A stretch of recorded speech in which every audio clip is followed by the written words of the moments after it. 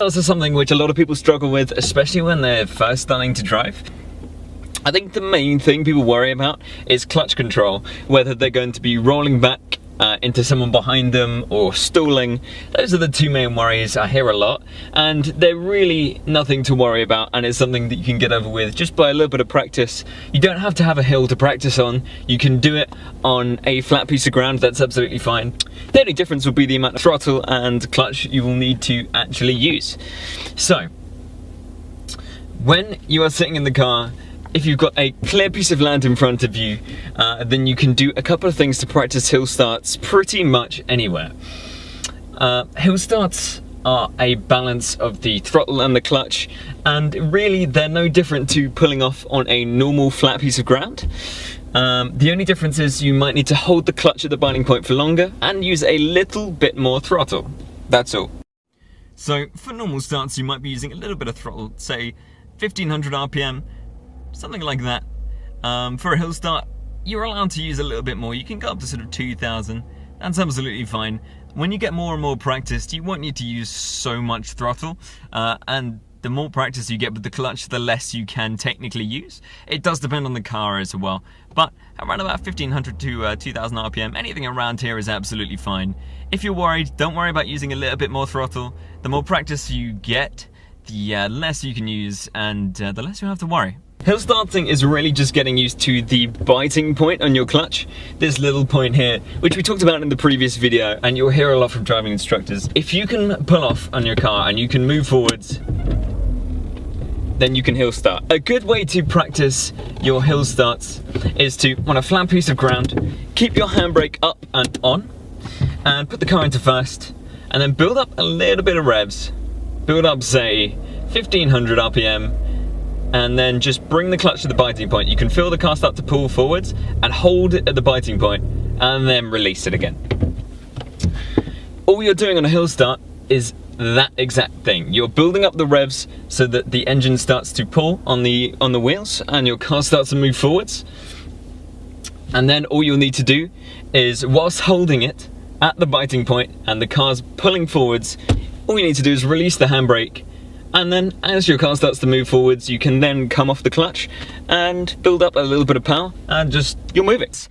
Put the car into first gear, keep the handbrake on and up, and then build up a little bit of throttle, say 1500 RPM, and then with your clutch, release it and get to the biting point, and then you'll see the revs start to drop. Then all you need to do is take the handbrake off, keep the clutch where it is, and you'll start moving. So, to avoid releasing the clutch too fast, we talked about a technique earlier where when you get to the biting point of your clutch, you can keep your heel on the floor, and what that does is give you more control over the biting point of the car. So when you've got your heel on the floor and you're at the biting point, you can then use the top of your foot to kind of be very, very sensitive with the biting point. And then once you get past the biting point, you can then release the clutch completely. So this just helps out and makes it easier. It was something that I struggled with a lot when I was learning, and just kind of clicked with me. It helped me out a hell of a lot and just got me that little bit more confident with the car. So one of the main things people worry about is rolling backwards on a hill start. Don't fret. If everything goes wrong, all you need to do is at the same time put the clutch in and pull the handbrake up as quickly as you can, and then you're not going to be rolling anywhere. If that fails and your handbrake stops working for some reason, just put your foot on the brake and put your foot on the clutch, and no worries. I'll give you an example of how this could go wrong. If, for example, you don't give it enough throttle, all that's going to happen is you're going to stall the car. That's not a problem. If that happens, all you need to do, foot on the brake, foot on the clutch, restart the car. And then make sure the handbrake's applied and just try again. There's no worries with stalling, especially when you're learning. People are going to expect you to stall. That's absolutely fine, and it's all just a learning process. So you're not going to damage the car in any way by stalling, so it's fine. Obviously, the bigger the hill and the faster you want to move, the more clutch and the more throttle you're going to need to use. A quick tip for you guys, when you're learning things like a hill start and everything like that, don't compare yourself to your friends. Everyone is different, and if you get a mate coming in and bragging is like, oh, I've had 3 tests and I can hill start, and I can, nah. Go like, nah mate, nah. Don't listen to him, just learn it at your own rate. So let's go through that again one final time. All you will need to do for a hill start is put the car into first gear, keep your handbrake on, build up the revs a little bit and keep them steady at about 2,000, that's probably a healthy amount. Bring the clutch to the biting point with the handbrake still on, and then release the handbrake whilst keeping the clutch at the biting point, and then release it once you start getting moving. So guys, I'll just give you an example here of a little hill start.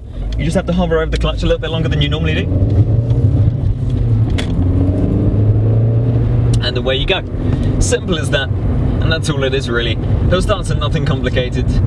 All that is the added addition of your handbrake and your clutch control. It's all a case of finding out what your car can do, what you're comfortable with, and what works. So guys, I hope you got something out of the video today. Thank you for watching and drive safe. If you'd like to see me do anything in particular, let me know in the comments.